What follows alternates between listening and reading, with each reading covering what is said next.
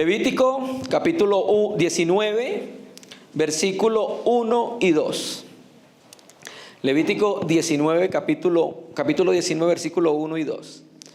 Habló Yahvé a Moisés diciendo: habla a toda la congregación de los hijos de Israel y diles: santos seréis, porque santo soy yo, Yahvé vuestro Dios.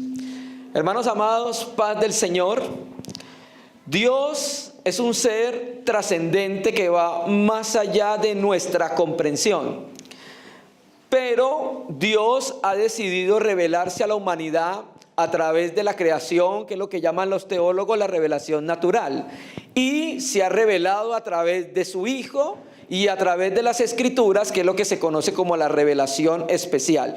Y nosotros, los seres humanos, a través de esa revelación especial, hemos podido conocer un poco cómo es el ser de Dios.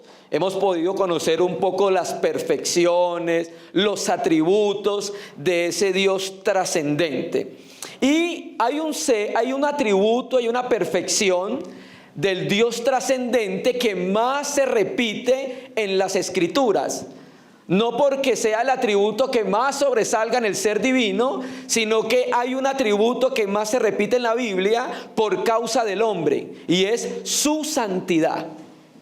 Es el atributo que usted va más a encontrar en las Sagradas Escrituras acerca de Dios. ¿Y por qué el énfasis del Espíritu Santo en la santidad de Dios en las Escrituras? Porque el hombre no es santo. Porque el hombre es pecador y el hombre ha ofendido a la santidad de Dios. Entonces, Dios, a través de la revelación de las Escrituras y a través de la venida del Verbo eterno al mundo de los hombres, nos quiere revelar cuán santo es Dios. Y que nosotros, los seres humanos, empezando por la iglesia, debemos reverenciar y honrar su santidad. Y eso tiene relación entonces con el lema del campamento en Primera de Pedro, capítulo 1, 16, que dice: sed santos, pues, porque yo soy santo. Ahí volvamos a Levítico, ahí en 19, versículo 2. Quiero llamar la atención a esa palabra santos. La palabra santos generalmente en el Antiguo Testamento y en el Nuevo Testamento viene de la palabra hebrea kadosh. Y cuando usted va a la Septuaginta, que es la traducción griega del Antiguo Testamento, casi siempre es la palabra hagios, ¿bien? Kadosh y hagios. Y esencialmente esas palabras tienen como dos significados. Uno, que es santidad, que hace referencia a algo o a alguien que es apartado o separado del mal o del pecado. Y la otra connotación es que porque eso se apartó, se separó del mal, por la otra vía tenemos entonces que es consagrado para Dios. Bien, entonces tenemos uno que kadosh y hagios significa apartado y separado del mal, y por el otro lado significa consagrado a Dios. Y Dios, de acuerdo con su plan eterno para las edades, nos reveló que la voluntad suya en cuanto al hombre es que el hombre sea santo. Es que el hombre se parezca a su Hijo, el Señor Jesucristo. Dios nos mostró cuán santo es, aparte de las muchas visiones que tuvieron los profetas del Antiguo Testamento, cuando el Verbo eterno descendió desde la eternidad al mundo de los hombres. Y cuando el Señor Jesús caminó en medio de nosotros, pudimos ver cuán santo y separado del mal es Dios a través de la persona del Hijo de Dios. Y mire que Dios se adapta a nuestra mente finita utilizando figuras para darnos a entender lo que Él quiere con el hombre. Y entre esas muchas figuras usted va a encontrar en las Escrituras las siguientes frases: santuario santo, ¿lo ha leído? Templo santo, ¿lo ha leído? Sacerdote santo, ¿lo ha leído? Pueblo santo, que leyeron hoy en Primera de Pedro 2, versículo 9, ¿bien? Por ejemplo, el tabernáculo. ¿Recuerda? El tabernáculo tenía un lugar santo y otro lugar que se llamaba el Santo de los Santos, así aparece en hebreo, el lugar santísimo. ¿Bien? ¿Qué quería Dios mostrar con ese lugar? Que en la tierra había un lugar que se había separado del mal y del mundo y estaba ¿qué? Consagrado para el uso divino, consagrado para Dios. Por eso, cuando usted mira Levítico, recuerde que están en el desierto los israelitas rumbo a la tierra de la promesa, Canaán, y la tierra en Canaán era una vida pecaminosa, una vida de deshonra a Dios. Entonces en ese camino, cuando van a Canaán, en el libro de Levítico, Dios le está mostrando a su pueblo que debe vivir de una forma antitética a la nación de Canaán, o sea, de una forma contraria. No puede vivir como vive la nación de Canaán. Tiene que vivir de una manera santa. ¿Cómo es santo quién? Dios. ¿Listo? Entonces, desde la caída del hombre en Génesis 3, a partir del capítulo 4 hasta Apocalipsis, Dios insta al hombre a que sea como Él, a que se aparte del mal y se consagre para Dios. Siempre. Lo que pasa es que Dios lo hace utilizando diferentes formas de lenguaje, hablando con sinónimos, pero siempre Dios ha llamado la atención a los seres humanos a que se vuelvan a Dios. Y para hablar de este tema queremos tomar una porción de la palabra en Apocalipsis. Hoy nuestro hermano habló hasta el versículo 5. Vamos a tomar Apocalipsis 22. Y vamos a tomar unos versículos donde vamos a presentar esta realidad y estas demandas divinas para cada uno de nosotros como cristianos. Apocalipsis 22, cuando nosotros miramos el capítulo 21, nos habla del cielo nuevo, de la tierra nueva. El 22 del 1 al 5, y quiero que tenga esto en el corazón, porque esto va a ser fundamental para nuestra santificación. En el capítulo 22, versículo 1 al 5, hay algo que es central en el nuevo cielo y en la nueva tierra. ¿Y sabe quién? Dios, el Dios Cordero que está en el trono.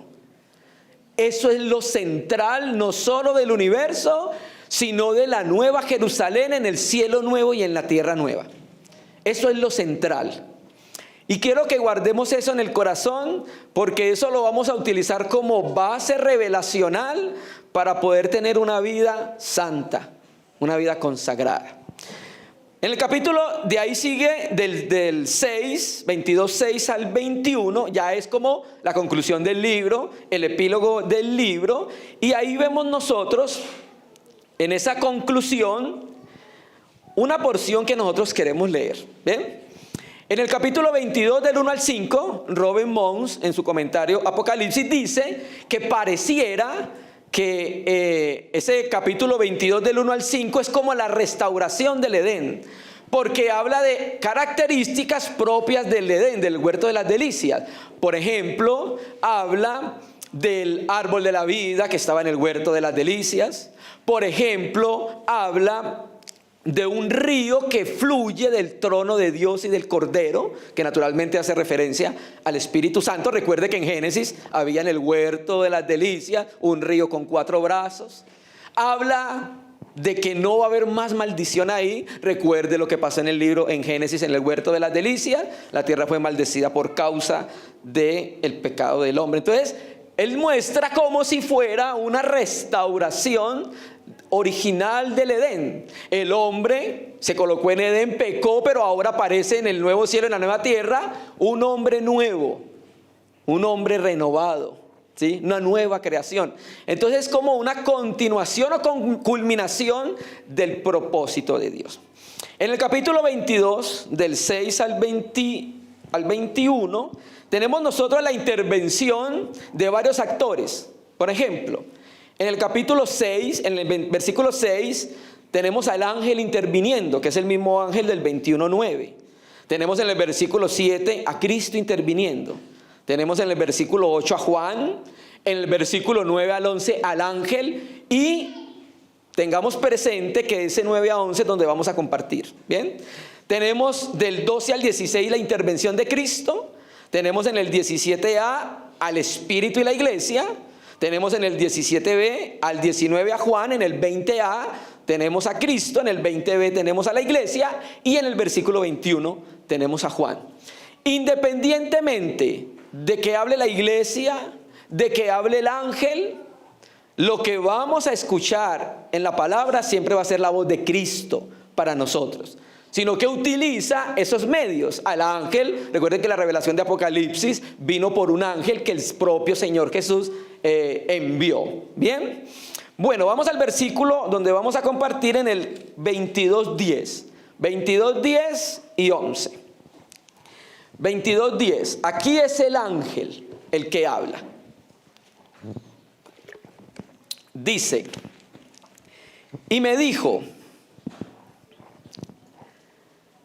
no selles las palabras de la profecía de este libro, porque el tiempo está cerca. Bien, sellar significa guardar en secreto. Recuerda que en Apocalipsis 5 había un libro sellado, porque nadie tenía la autoridad para poder abrir los sellos, hasta que revelan el cordero recién inmolado. Ya habían pasado casi 60 años, pero así lo muestran, porque tenía sus heridas, se veían las heridas del cordero, y ese cordero recién inmolado pudo abrir el libro porque tenía autoridad para hacerlo, y al abrirlo entonces descubrió lo que había en el libro. Pero el libro de Juan es un apocalipsis.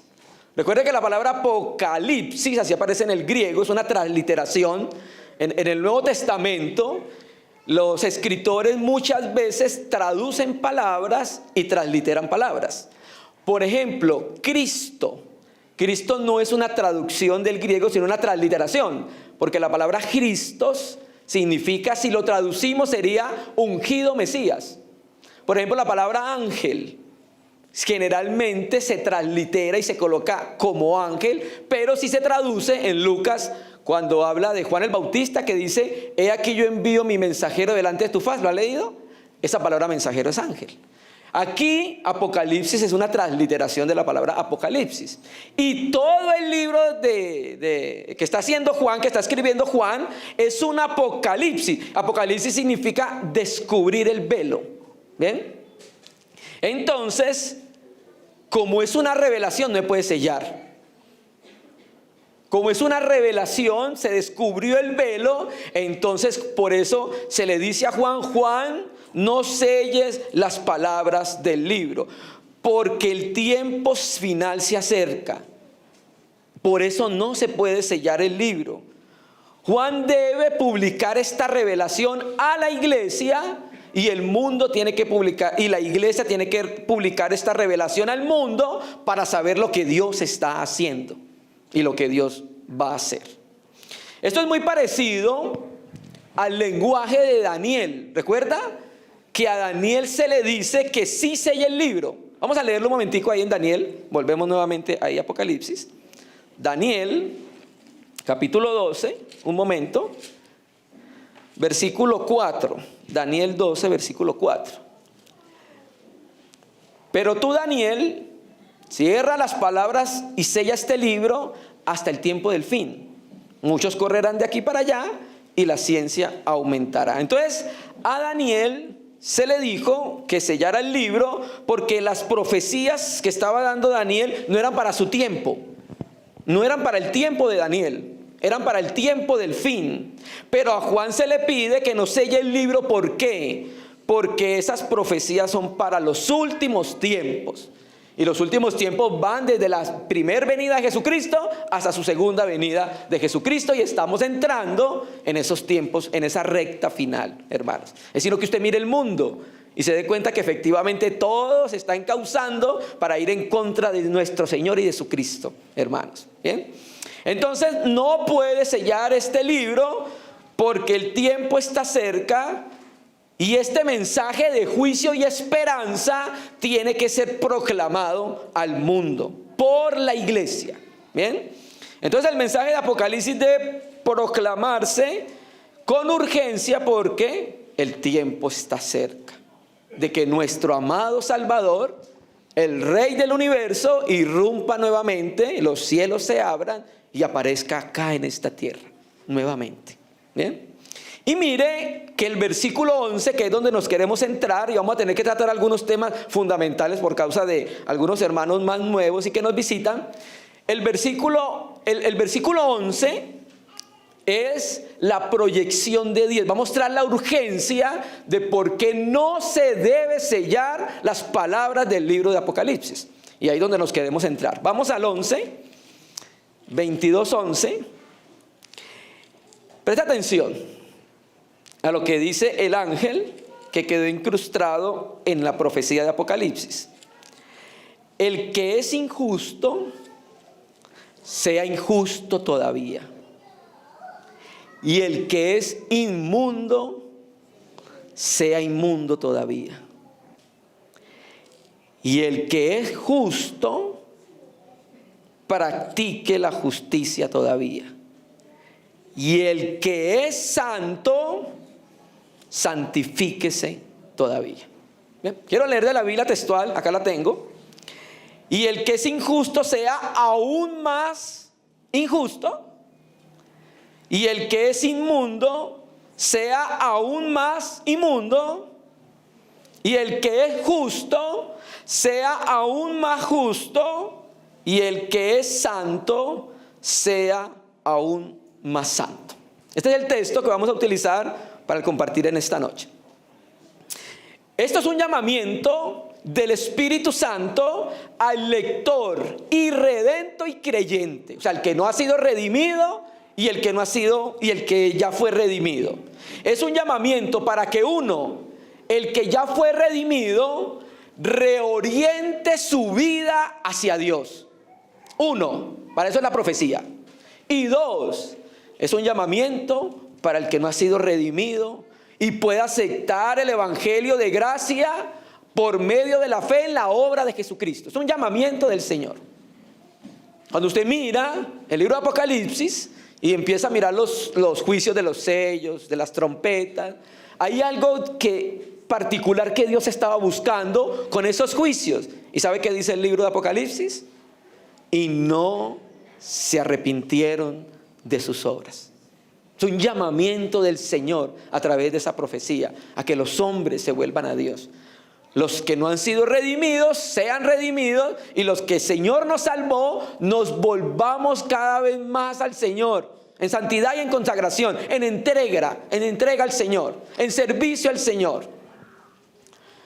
Entonces llamo la atención, si pudo ver el versículo, hay una palabra que se repite 4 veces. ¿La puede ver? Donde dice todavía. En la Biblia textual, aún más. Es un adverbio. Y habla de duración. ¿Bien? Entonces, esta palabra indica la permanencia del carácter de la persona. El que es injusto, sea aún más. El que es inmundo, sea aún más. El que es justo, sea aún más. Y el que es santo, sea aún más. Primero vamos a mirar los injustos, los impuros, para pasar a lo central, que es los justos y los santos. Dice, el que es injusto, sea injusto todavía. La Biblia textual dice, el que es injusto, sea aún más injusto. Tenemos que hablar de esto para hablar de lo justo, y tenemos que hablar de lo inmundo para hablar de lo santo. Injusto significa un hombre que no tiene justicia, que trata injustamente, que daña, que hace daño y trata mal a su prójimo. En las relaciones con sus prójimos es injusto. En la Septuaginta esta palabra injusto aparece como pecar contra Dios. Entonces, cuando hay un corazón establecido a la práctica de la injusticia, la seguirá haciendo a menos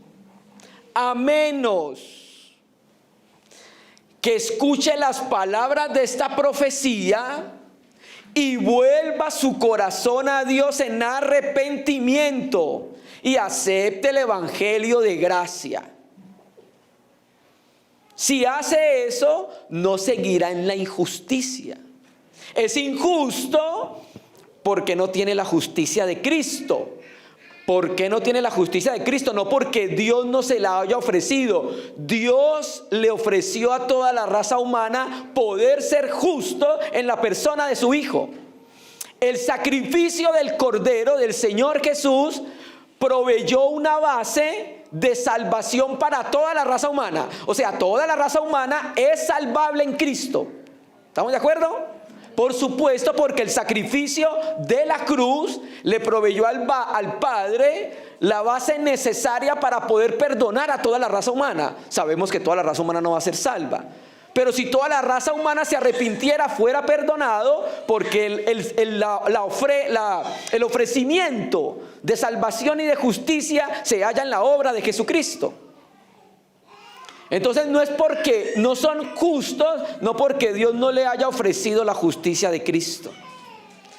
A nosotros nos la ofreció en algún momento cuando vino el evangelio a nuestra vida. Y por la fe creímos en Jesús como el Cristo, e inmediatamente pasó algo y participamos ¿de quién? De su justicia. Por eso somos justos. Entonces ellos no pueden decir que son injustos porque Dios no les ofreció justicia. ¿Bien? Y dos, el que es inmundo siga siendo inmundo todavía o aún más. Y ese inmundo significa sucio, contaminado, moralmente sucio. ¿Sabe dónde aparece esa palabra? Recuerda a Josué que apareció con vestiduras viles. Josué capítulo 3. Bueno, esa palabra viles ahí es esta misma palabra que aparece como inmundo. Bien. Pero recuerde que Josué fue limpiado de esa inmundicia, de esas vestiduras. Entonces el impuro o el sucio es que no tiene la pureza de Cristo, y no tiene la pureza de Cristo no porque Cristo no se la haya ofrecido. Dios le ofreció a toda la raza humana poder ser salvos, poder ser redimidos, poder ser justificados y poder ser limpios en Jesús el Cristo, el Hijo del Dios viviente, hermanos. Bien, entonces vamos a concluir estos dos puntos, y es que si las advertencias de esta profecía son rechazadas por los inmundos y por los injustos, y no van al arrepentimiento delante del Señor, pues Dios ya no tiene nada más que hacer por ellos y los deja que continúen en su camino de inmundicia y de impureza. Por eso le dice: el injusto, si no se arrepiente, siga siendo aún más injusto. Y el inmundo, si no quiere ser limpio, entonces, si no quiere ser santo, siga entonces siendo aún. Y mire, hermanos, va para cristianos. Cuando nosotros no tenemos una vida conforme a la vida del Espíritu, a la voluntad del Señor, el Señor empieza a llamarnos la atención, a exhortarnos por la iglesia, a exhortarnos por la palabra, a hablarnos por los pastores, por los obispos, por los ancianos, el Espíritu Santo en el interior, acusando nuestra conciencia, hasta que llega un momento y que nosotros no respondemos y no respondemos. ¿Sabe qué hace Dios? Nos deja ir a nuestro propio camino. Uno de los mayores juicios de Dios para el cristiano. Pero tenemos el caso de Faraón, un inconverso, un irredento. Y entonces Dios venía y hablaba por Moisés. Y cuando dice que Yahvé le endureció el corazón, ¿sabe por qué era? Porque él mismo lo había endurecido, hermanos. Dios es un Dios misericordioso y amoroso, y sí ama a la raza humana. Dios ama a la raza humana con amor benevolente. ¿Qué quiere decir eso? Un amor benevolente significa un amor que busca el bien del otro. Dios no ama al inconverso con amor complaciente, porque no se complace en lo que el impío hace, pero sí lo ama con amor benevolente, porque busca el bien. De tal manera amó Dios al mundo. ¿Ven? ¿Amén? Bien, entonces ahora vamos a la parte donde queremos entrar. Entonces ya hablamos del impuro y del injusto. Ahora hablemos del justo. El que es justo sea aún más justo. Pero Reina Valera dice, practique todavía la justicia. Entonces, si se da cuenta, hay un contraste. ¿Entre quiénes? Entre injustos y justos. Un contraste entre inmundos y ¿quién? Santos. ¿Bien? Entonces, hay algo, mira el texto. El que es, ¿lo puede ver? El que es, estas personas son algo. ¿Qué son? Justos. ¿Por qué son justos? Porque participamos de la justicia de Cristo. No porque nosotros hagamos obras de justicia, no, porque hay un único justo, que es el Hijo de Dios. Y al unirnos vitalmente a Él por la fe a través del Espíritu Santo, participamos de algo que no teníamos. No éramos justos, éramos injustos. ¿Estamos de acuerdo? Amén. Entonces ahora esto, Dios le habla a ellos y le dice, el que ya es justo, siga caminando en los justos caminos de Dios. Mira, hermano, la vida, la esfera natural de la vida de un nacido de nuevo es vivir una vida justa. Con sus hermanos, con su esposa, con sus hijos, en su trabajo, en la sociedad. Se caracteriza por eso, que hace justicia en su obrar y en su vivir. ¿Bien? Entonces a esos que ya son justos, hay un mandamiento. ¿Cuál es? Biblia. ¿Cómo? Sea aún más. O sea que podemos crecer en ser más justos, hacer más obras de justicia. Por supuesto. Entonces, hermano, tenemos un alto llamamiento de parte del trono de los que hemos sido dotados de una nueva naturaleza. Y es que seguir practicando aún más una vida justa, porque representa cómo es Jesús el Cristo acá en la tierra. ¿Dónde el mundo va a conocer cómo es Jesucristo? ¿En el mundo? No, en el corazón de la iglesia. Es en el corazón de la iglesia que el mundo va a saber cómo es el Hijo de Dios. Va a saber cómo es de justo, cómo es de amoroso, cómo es de misericordioso, cómo es de perdonador, etcétera, etcétera, etcétera. Bien, y mire que aquí hay una progresión en la vida del justo. ¿La puede ver? El que es, ¿qué quiere decir? Acá hay una progresión en la vida cristiana. Sea aún más justo, hermanos. Y esa justicia en el mismo libro de Apocalipsis está revelada a través de una vestidura. ¿Recuerda? Vamos a Apocalipsis 19, ahí atrás un momento, versículo 8.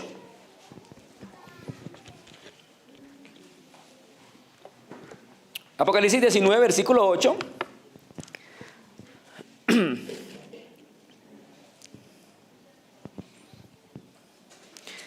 Y a ella se le ha concedido que se vista de lino fino, limpio y resplandeciente, porque el lino fino es, ¿qué es? Las acciones justas de los santos.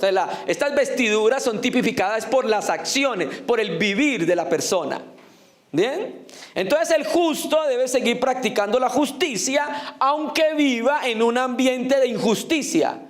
Pregunto, ¿estamos en un mundo injusto?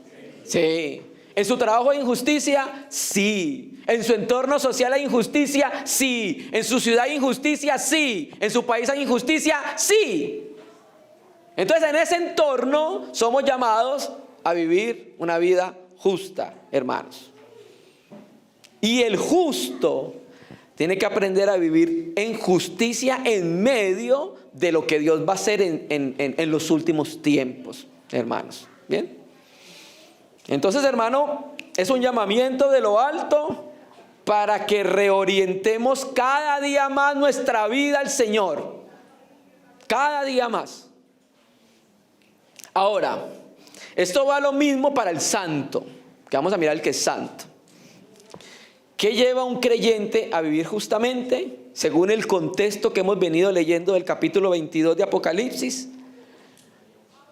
la visión de la ciudad celestial. Pero no solo la visión de la ciudad celestial. ¿Sabe quién? Lo central de lo que hay en la ciudad celestial. ¿Y qué es lo central de la ciudad celestial? El Dios Cordero, hermanos.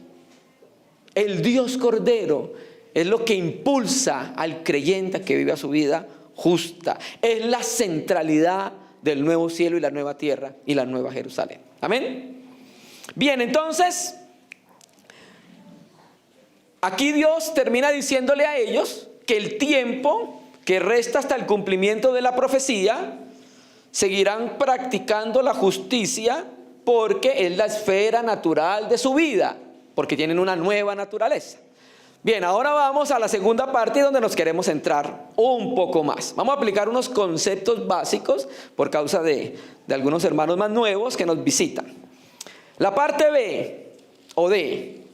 Y el que es santo, sea aún más santo. Y Reina Valera dice, santifíquese todavía. ¿Bien? Bueno, entonces este es el contraste ahora de ¿cuál? De los inmundos. Tenemos el contraste de los injustos o los justos, y el contraste de los inmundos son los santos, que es la santidad. Hubo los seguidores de John Wesley, ellos hablaron de la santidad total o de la perfección total, y trataban de decir que una vida santa es una vida donde el creyente no peca. Perfección sin pecado. Pero eso no es bíblico. Ahora, ¿qué existe? Claro, tenemos cristianos que cada vez más, usted lo ve, que caminan más lejos del pecado. Eso es cierto. En la medida que va avanzando Cristo en nuestro corazón, su reino en nuestra mente, cada vez nosotros nos alejamos más y más de una vida pecaminosa. Eso es claro. Pero mientras viene la resurrección, aún vamos a tener nuestra naturaleza pecaminosa. ¿Sí? Entonces, la santidad es el segundo nivel de la salvación. ¿Bien? Y la santidad es una obra progresiva de Dios. ¿En dónde? En el cristiano.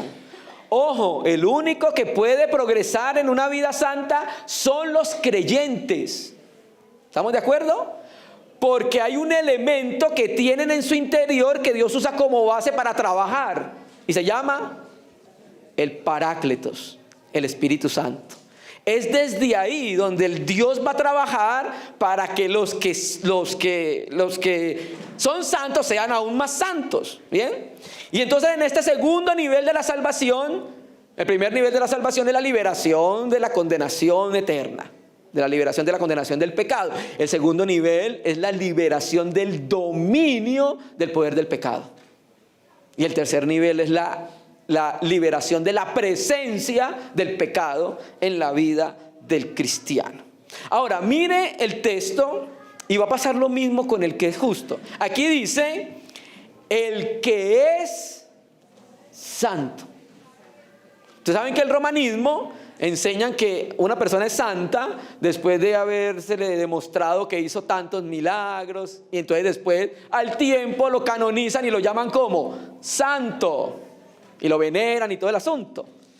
Pero mire que aquí está hablando de una condición, que es el eslogan del campamento. Que seamos santos. Entonces aquí dice uno, el que es santo. ¿Por qué somos santos? Biblia. Vamos a 1 Corintios. Y estos son los conceptos básicos que vamos a explicar para los hermanos más nuevos.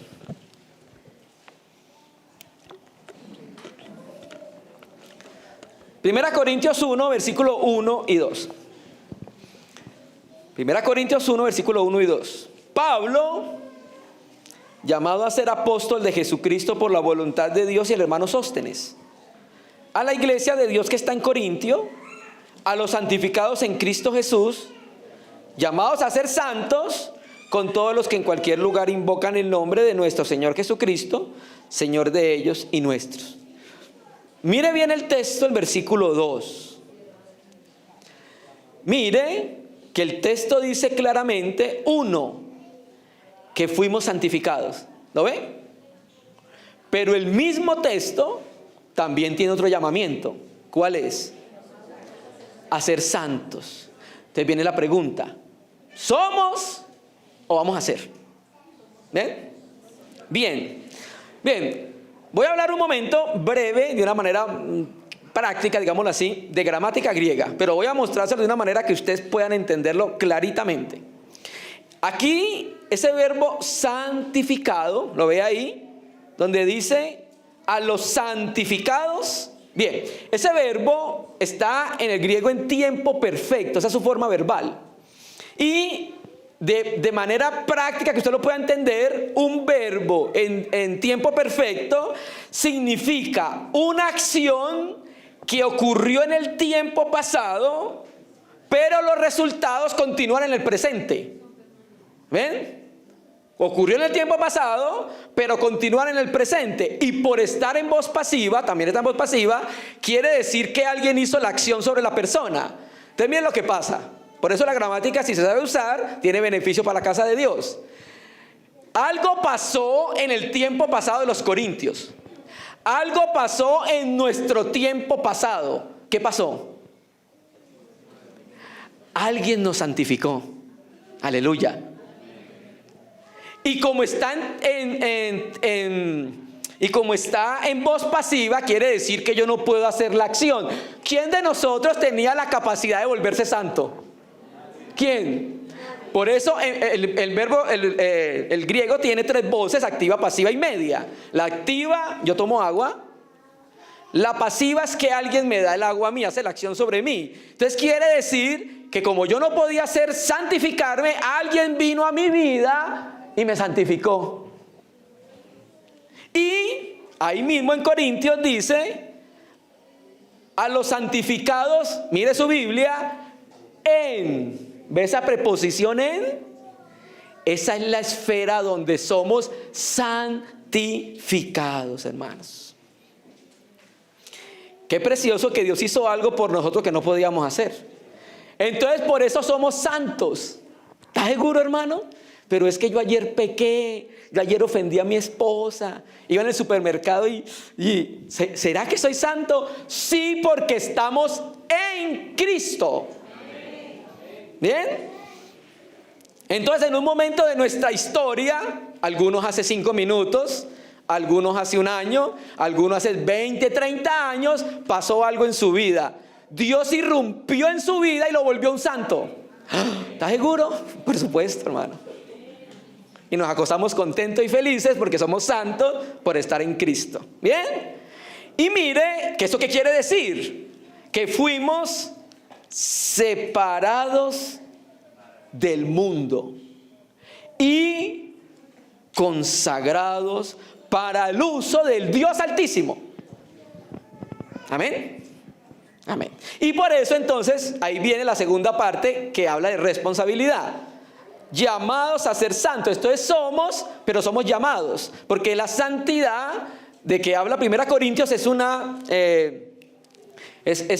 vida experiencial. O sea, somos santos en posición, pero hay una experiencia de la posición que tenemos como santos. Bien, volvamos a Apocalipsis. Vamos a Apocalipsis, ahí mismo en el 22.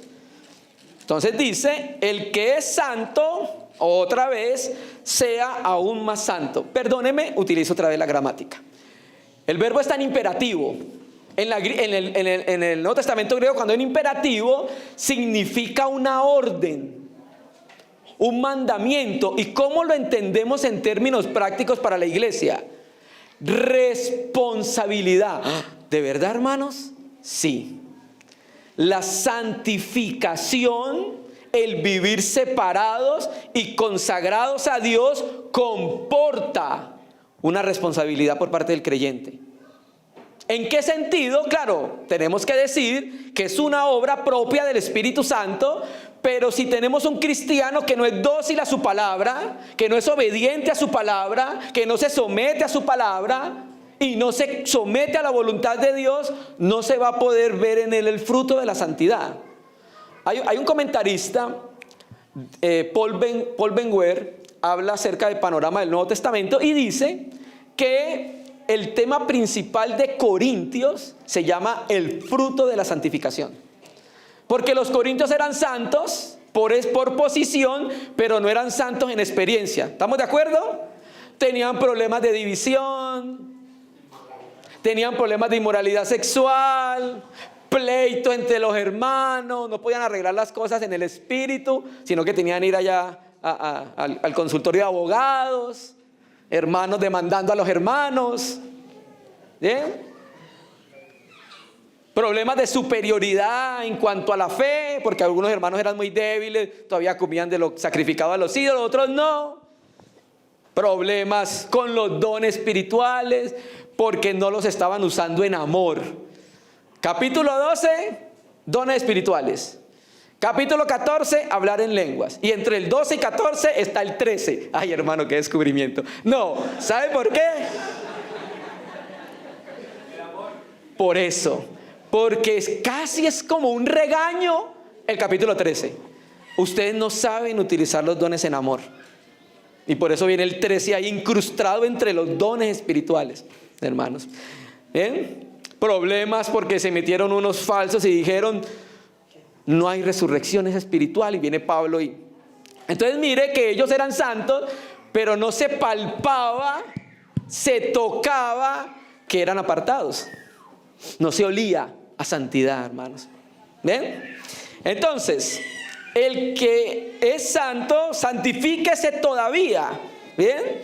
Entonces, hermano, el llamamiento del Espíritu es que los que fuimos apartados del pecado vivamos aún más consagrados. Por eso está en aoristo de imperativo, o sea, una acción urgente con un mandamiento. O sea, es una demanda divina para el cristiano que se realiza por la obra del Espíritu Santo cuando el cristiano es dócil a su palabra, a su espíritu, a la voz interior de él. Cuando no, esa es la razón por la cual tenemos cristianos que no se parecen a Cristo, hermano. Porque ser santo es parecerse al Hijo de Dios. Eso es lo que es ser santo. ¿Bien? Entonces, hermanos, ser santo significa vivir internamente según la naturaleza santa que nosotros tenemos. ¿Bien? Entonces Juan, con esta exhortación, estaba animando a los creyentes, a los lectores originales, a crecer y a progresar ¿en qué? Justicia, y a progresar y a crecer ¿en qué? En santidad.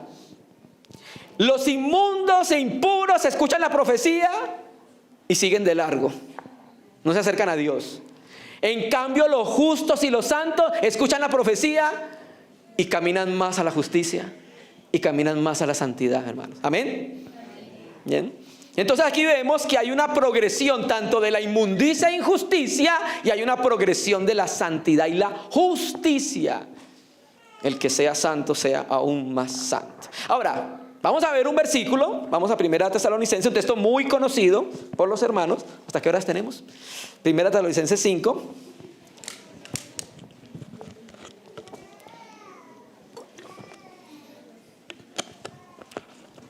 Primera Tesalonicenses 5, versículo 23. Recuerde que Primera y Segunda Tesalonicenses, todos los capítulos, menos Segunda Tesalonicenses 3, hablan de la segunda venida de Cristo. Y el tema de Tesalonicenses, primera y segunda, es: vivamos santos en pos de la venida de Cristo. Eso es lo que está haciendo el llamamiento del apóstol Pablo. 5:23. Y el mismo Dios de paz os santifique por completo, y todo vuestro ser, espíritu, alma y cuerpo, sean guardados irreprensibles para la venida de nuestro Señor Jesucristo. Mire, desde el versículo, ahí usted mire la Biblia, versículo 16 al 23, hay 7 imperativos. Ahí lo ve, donde dice: estar siempre gozosos, orad sin cesar, dad gracias, no apaguéis el espíritu, no menospreciéis, examinadlo todo y absteneos. Todos son imperativos, o sea, son mandamientos para la iglesia. Y viene el versículo 23. Usted cuando mira Tesalonicenses, el capítulo 3, la santificación se aplica a la parte interna del cristiano, en el capítulo 3, al corazón. En el capítulo 4, la santificación, la santidad se aplica al cuerpo. Cuando dice que el capítulo 4 dice de que la santidad es que nos apartemos de toda inmoralidad sexual. Y en el capítulo 5 la santificación abarca ¿qué? Todo nuestro cuerpo. Ahora, debemos entender que esto no puede ser logrado por nuestro esfuerzo. O sea, yo no me levanto y digo, bueno, hoy voy a ser santo. Y probablemente es el día que más pecamos, ¿cierto? Entonces, pero, porque el texto dice, y el mismo Dios de paz, Él va a hacer algo, pero se necesita una voluntad humana rendida a Él, hermanos. Esto no se alcanza desde el esfuerzo propio natural, sino desde el poder de Dios. Y Pablo estaba orando para que en pos de la segunda venida de Cristo, los cristianos en Tesalónica hayan alcanzado una plenitud de santidad. Quiere decir entonces que la santidad es creciente. Amén.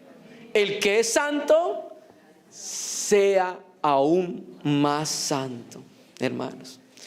Y esto, y el mismo Dios de paz os santifica. O sea, es una intervención de Dios para nuestra vida. Dios nos está ayudando con eso que no podemos hacer nosotros. Él ayuda a que nuestros pensamientos sean apartados. Él ayuda a que nuestra vida sea separada. Él nos ayuda a que nos separemos cada vez más del mundo. Hoy tenemos un problema porque el cristianismo, en vez de estar apartándose del mundo, se está uniendo más al mundo, hermanos. Se está identificando de una manera terrible con el mundo. No estamos siendo santos, apartándonos ni consagrando a Dios nuestra vida, nuestro tiempo. En vez de leerme un buen libro, en vez de leer una buena porción de la palabra, estoy consagrando mi tiempo al TikTok. Ay, hermano, ¿usted qué está diciendo? Por favor, hermano. En vez de leerse un buen libro, de orar, de estar en la casa, leyendo la palabra, está consagrado al Instagram. No tengo Instagram ni TikTok. Entonces, me acuerdo un texto y hay en internet rueda por ahí imágenes, ¿verdad? Muchas imágenes en internet. Y hay un texto en Marcos que dice, y dejando las redes le siguieron, ¿no?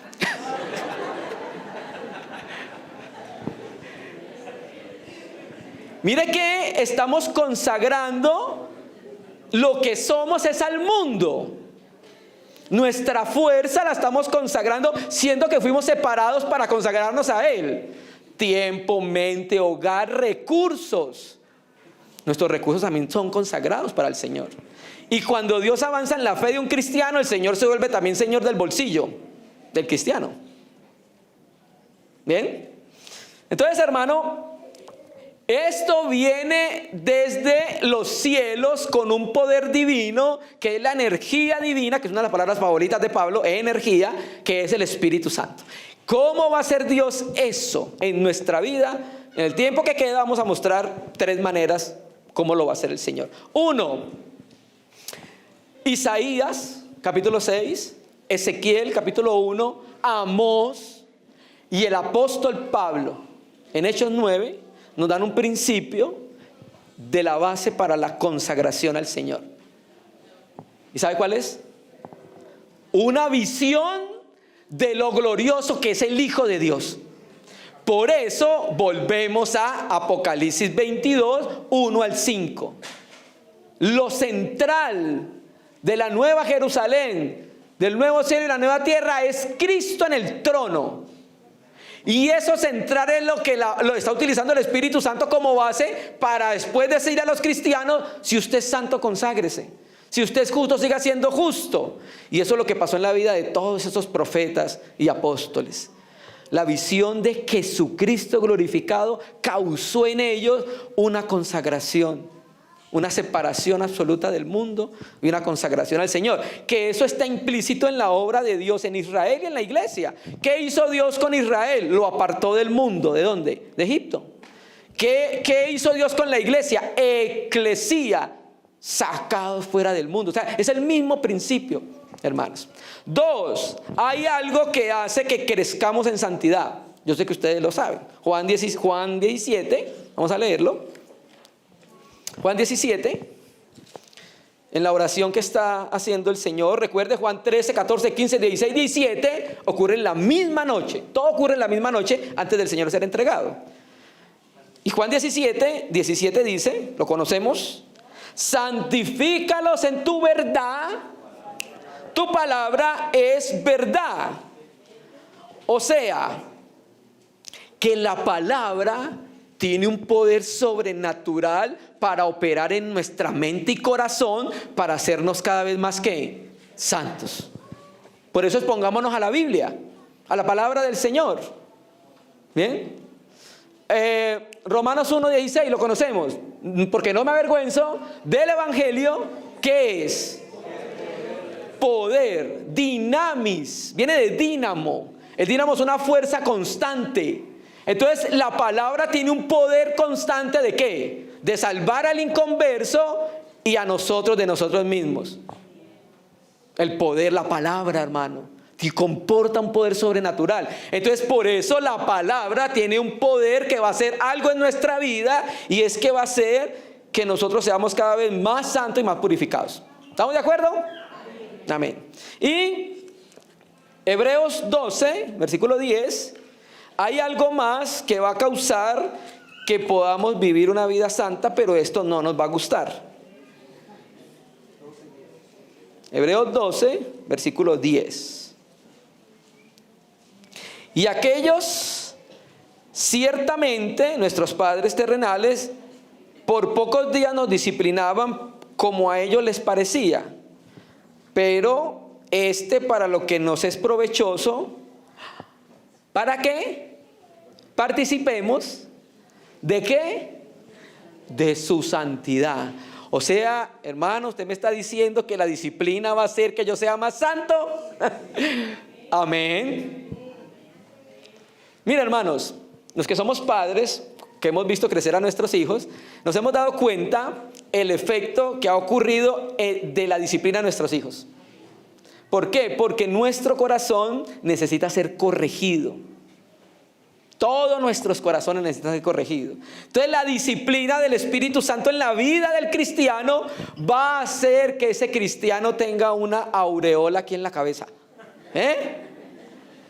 Usted lo va a ver y va a ver que parece que volara, tiene como alas. ¿Bien? ¿Por qué? Porque ha estado bajo la mano disciplinadora del Dios Todopoderoso para que sea santo como es su Hijo.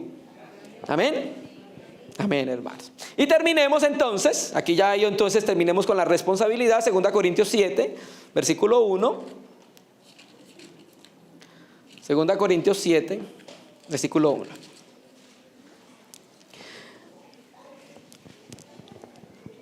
Así que, amados, puesto que tenemos tales promesas, limpiémonos de toda contaminación de carne y de espíritu, perfeccionando la santidad en el temor a Dios. ¿Bien? Entonces aquí nosotros debemos hacer lo que concierne a nuestro cuerpo y espíritu, y todo lo que no sea de Dios debemos empezar a apartarnos. Ahí lo dice. Bien, limpiémonos de lo que contamina nuestra vida espiritual, hermanos.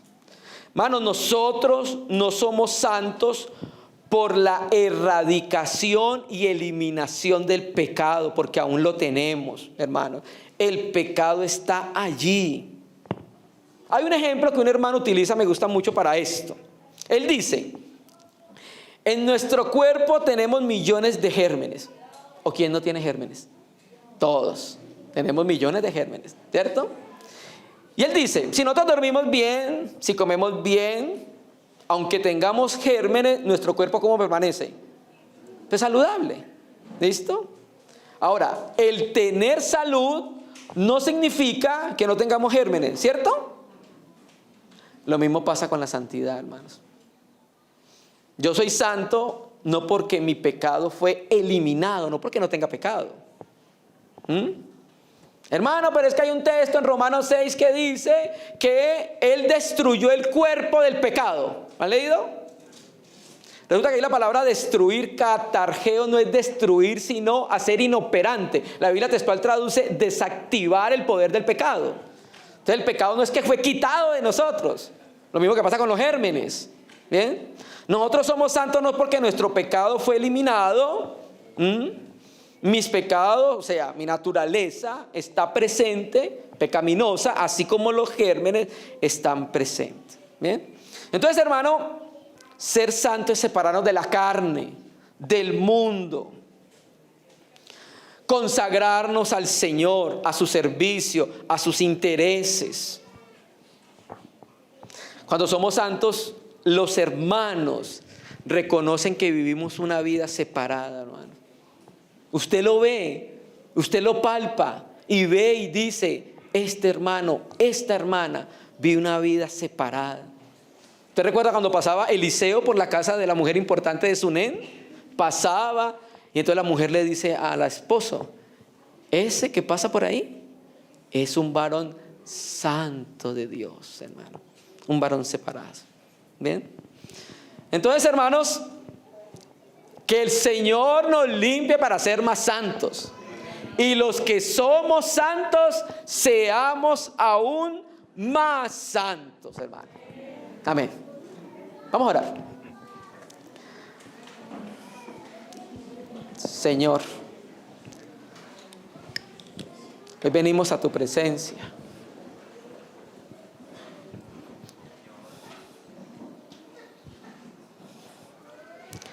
Pidiéndote que nos perdones, Señor, porque no hemos sido como tú eres, santo, Señor. Queremos reorientar siempre nuestra vida hacia ti, Señor. Y oramos para que tu Espíritu y tu palabra actúen poderosamente en nuestro corazón, Señor. No queremos deshonrarte, Señor. Queremos ser como tú eres, Señor, así, Señor. Socórrenos desde el cielo. Envía ayuda del santuario para nosotros, Señor. Gracias, Señor, por concedernos acercarnos a tu palabra. Tú puedes hacer lo que nosotros no podemos hacer, Señor. Santifícanos en ella porque es verdad, Señor. Damos gracias por este tiempo que estamos viviendo, Señor, con nuestros hermanos.